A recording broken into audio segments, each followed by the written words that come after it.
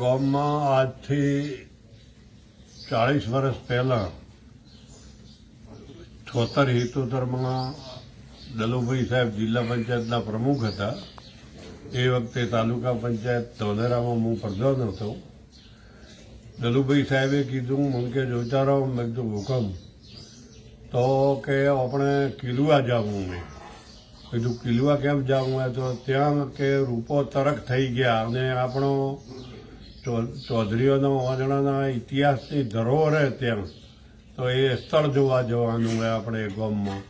તો અમે એ વખતે ગયા હતા. તો એ વખતે માતાજીના દર્શન પણ કર્યા. ઓરડીમાં એ વખતે અમારી સાથે અમે બિરલારામને લીધા હતા. દલુભાઈ, મેં બિરલારામને કીધું દલુભાઈ સાહેબ આવે તો બિરલારામને હાથે લેરા એમનું ત્યાં વતને તે હાથે લઈને અમે ગામમાં ગયા હતા. ત્યાં જે રૂપા બાપુનો તરકનો જે સ્તંભ રૂપેલો એ જોયો, દર્શન કર્યા માતાજીના.